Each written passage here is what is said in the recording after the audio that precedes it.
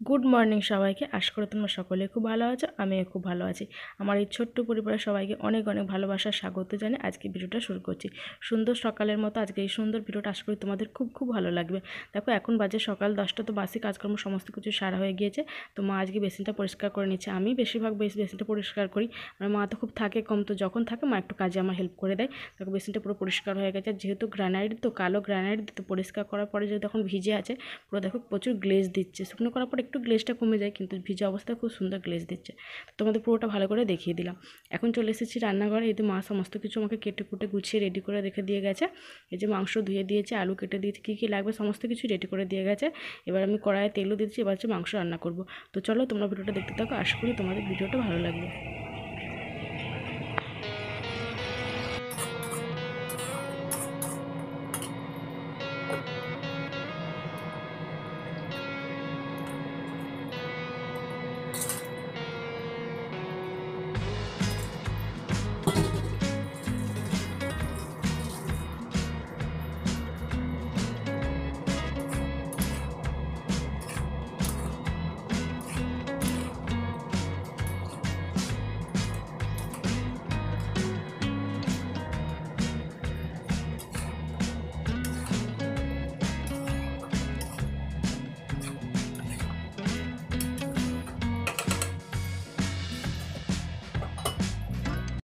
এখন দেখো কি অবস্থা হয়েছে। তাকে এই যে পাইপ দিয়ে মানে ফিল্টার দিয়ে বোতলে জল ভরতে ভরতে মানে জলটা ভরছি আর খেয়াল নেই যে কোনো জল ভরছি, মানে বোতল ভরে আর নিচে গোটা জল ভর্তি হয়ে গেছে।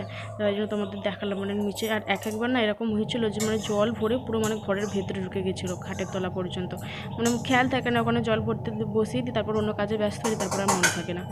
এই হচ্ছে সমস্যা। তারপর দেখো আবার রান্নাঘরে মাংসটা একটু কষতে বসিয়েছিলাম, তো আবার চলে এলাম, দিয়ে আলুটাও দিয়ে দিলাম, দিয়ে আবার কিছুক্ষণ কষবো। তারপরে আজকে ভাবছি ঝোল রান্না করবো। সবসময় তো বেশিরভাগ টাইমে আমাদের কষা হয়, ঝোলও হয় দু একবার। তো এইবার ভাবছি একদম পাতলা ঝোল রান্না করবো।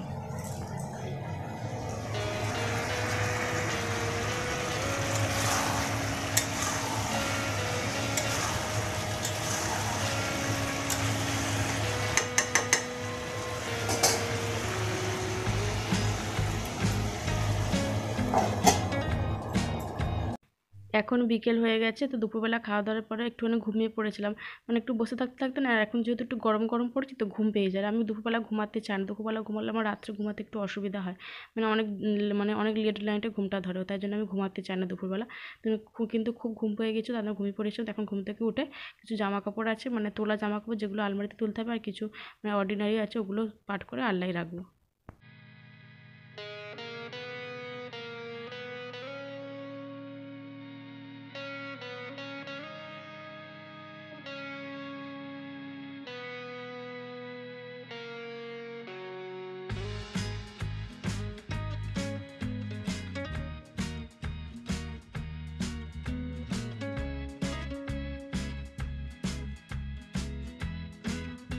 এই যে দেখো সমস্ত কিছু পাট করে আলাদা আলাদা করে রেখেছি, মানে কোনটা আলমারিতে রাখবো আর কোনটা আলনাতে রাখবো।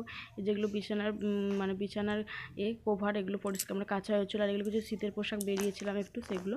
আর এই যে এখানে আছে একটা শীতেরই জিনিস, এগুলো সব। আর এখানে কিছু ব্লাউজ বেরিয়েছে, এগুলো সবই আলমারিতে ঢোকাবো।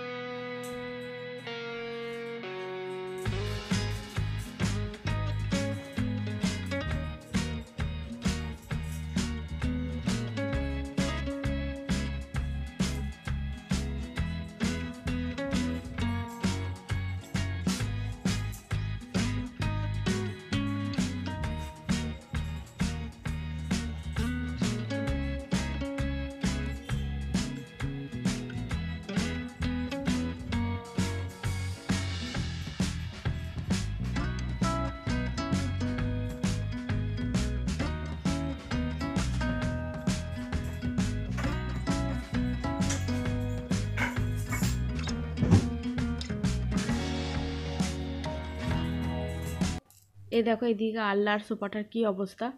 তো এগুলো এখন একটু গুছিয়ে নেবো। এগুলো সবই মানে অর্ডিনারি পরার মতো, এগুলো আলনাতেই রাখি। এই দেখো এখন পুরো গোছানো হয়ে গেছে, তোমাদের ভালো করে আবার দেখিয়ে দিলাম। এরকম করে সুন্দর করে গোছানো থাকলে দেখতেও খুব ভালো লাগে। আমি সবসময় চেষ্টা করি এরকম সুন্দর করে গুছিয়ে রাখতে, তারই মধ্যে মাঝে মধ্যে মানে শরীরে ইচ্ছাও হয় না, টাইম হয় না, তাই গোছানো।